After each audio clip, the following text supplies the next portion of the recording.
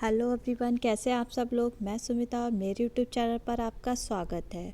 और आज हमारा टॉपिक है हम लोग जो है सीडीपी का प्रीवियस ईयर के पेपर जो है सॉल्व मैं लेकर आई हूँ आप लोगों के लिए, जो कि हमारी अभी जो 31 जनवरी को एग्ज़ाम है उसमें काफ़ी हेल्पफुल होंगे। तो टाइम काफ़ी कम है, इसलिए मैं आपको ऑडियो वाले वीडियो बना रही हूँ, जिससे कि आपका भी टाइम बचे और मेरा भी टाइम बचे, है ना। हम लोग अच्छे से स्टडी कर लें। तो लास्ट वीडियो में मैंने आपको सितंबर 2016 का सीडीपी का एग्ज़ाम पेपर बताया था, और आज मैं आपको बता रही हूँ फरवरी में जो 2016 में एग्ज़ाम हुआ था सीडीपी का, उसका सॉल्व पेपर मैं आपके लिए लेकर आई हूँ।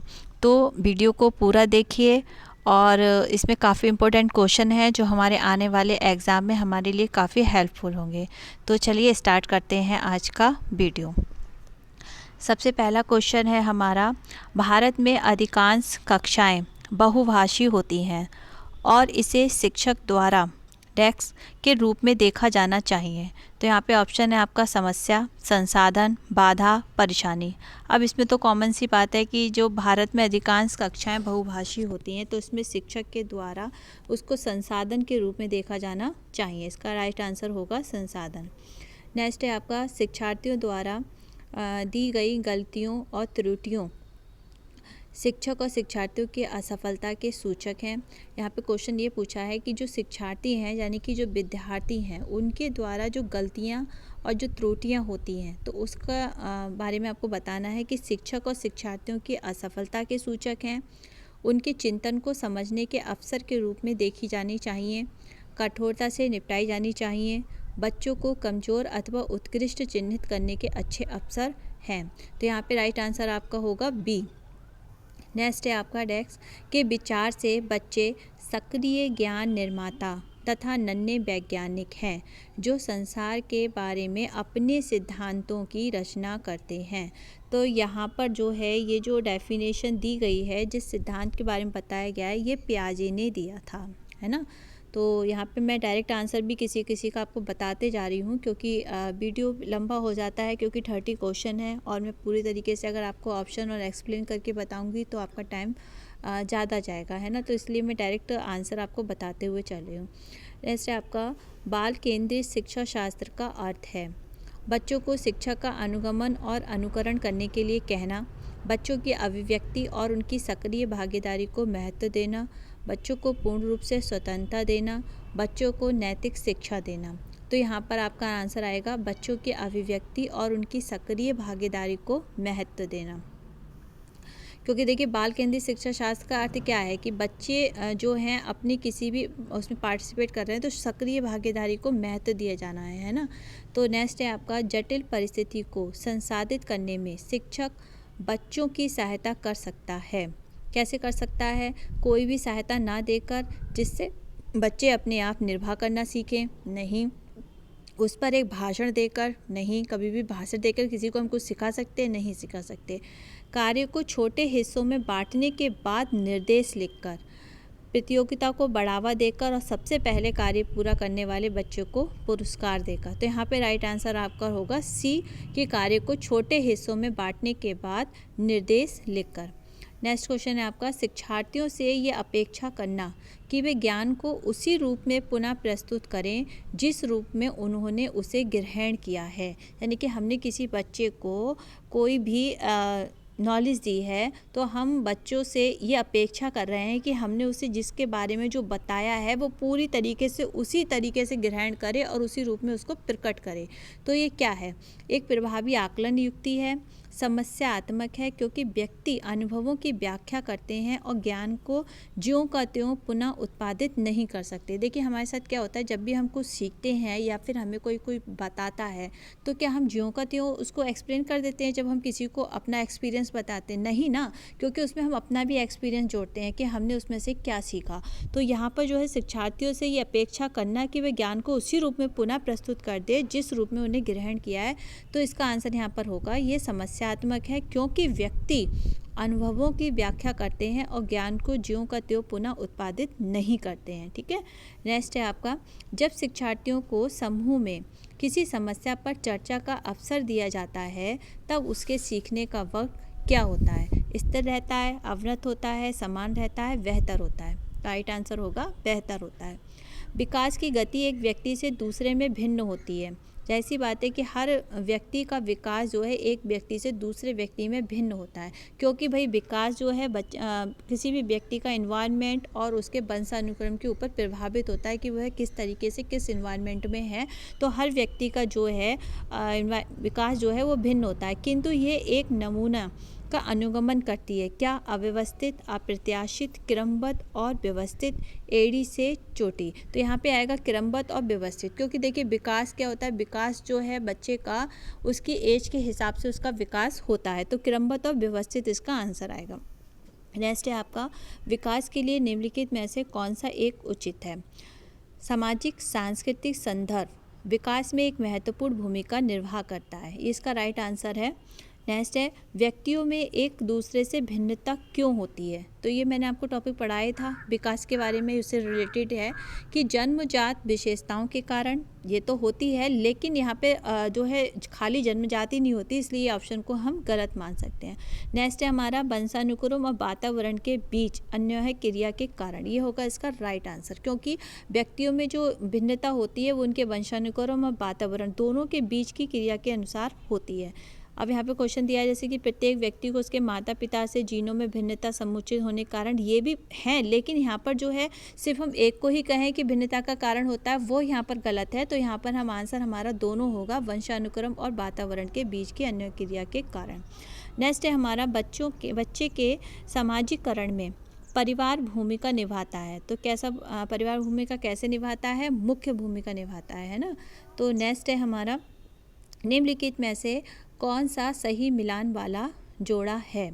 औपचारिक संक्रियात्मक बच्चा, अनुकरण प्रारंभ, और दूसरा है शैशवावस्था, तर्क का अनुप्रयोग और अनुमान लगाने में सक्षम होता है। तीसरा है पूर्व संक्रियात्मक बच्चा, निगमनात्मक विचार, या फिर फोर्थ है आपका मूर्त संक्रियात्मक बच्चा, संधारण और वर्गीकरण करने योग्य। तो इसका राइट आंसर होगा डी।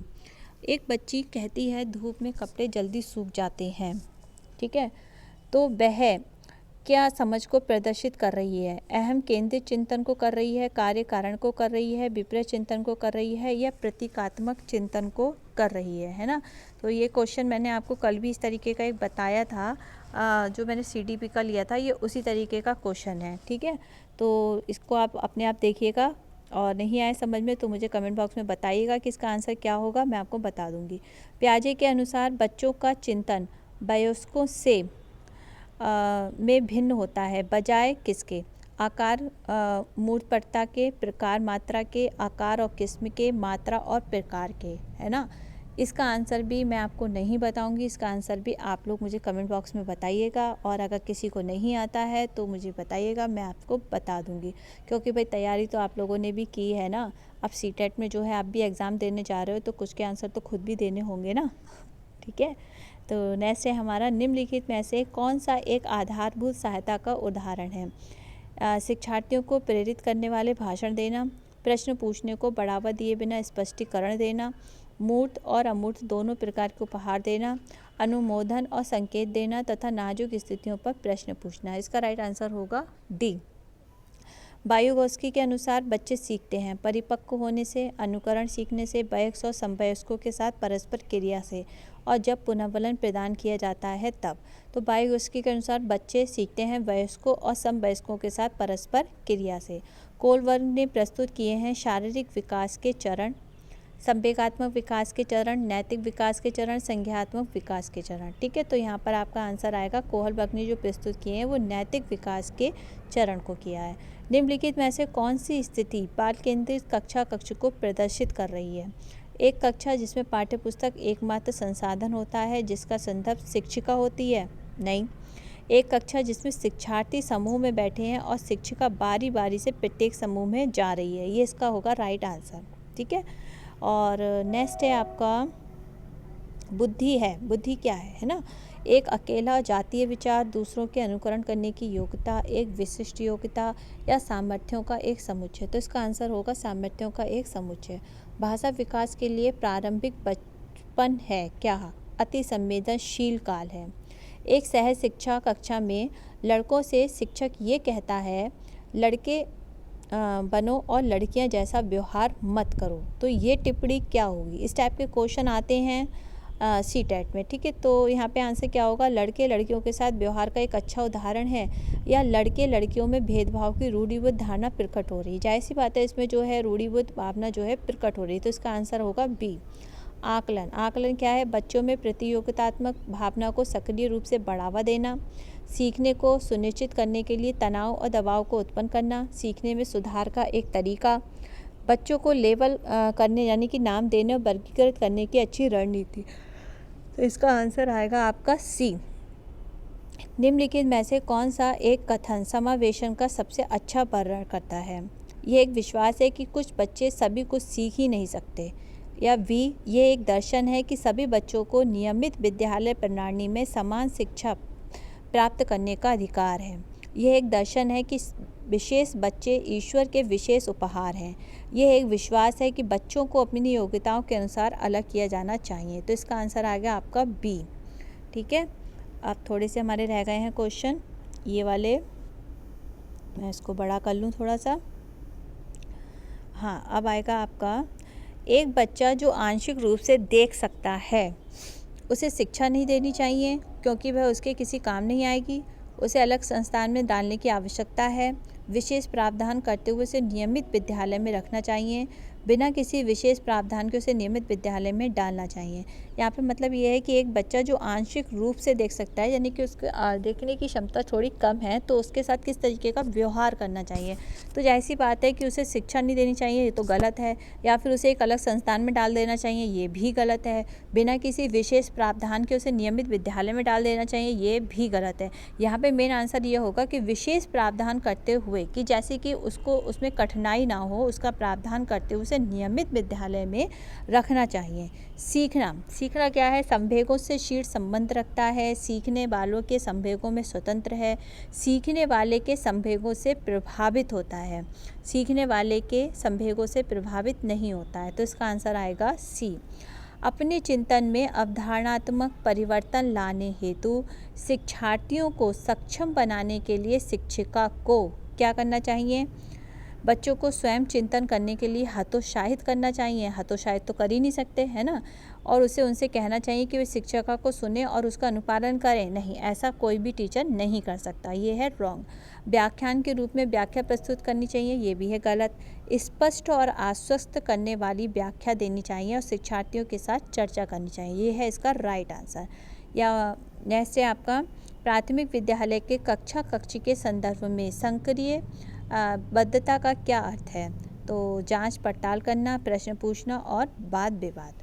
लास्ट क्वेश्चन है आज का, बच्चे जब सर्वाधिक सृजनशील होते हैं जब वे किसी गतिविधि में भाग लेते हैं, तो उसमें क्या होता है? दूसरों के सामने अच्छा करने में दबाव में आकर, अपनी रुचि से, या पुरस्कार के लिए, शिक्षक की डांट से बचने के लिए। तो भाई बच्चे जब सर्वाधिक सृजनशील होंगे तो जब भी वे किसी विधि में भाग लेंगे तो वे अपनी रुचि से लेते हैं, है ना। तो ये थे आज के 30 क्वेश्चन 2016 फरवरी के। तो आप लोगों को कैसा लगा?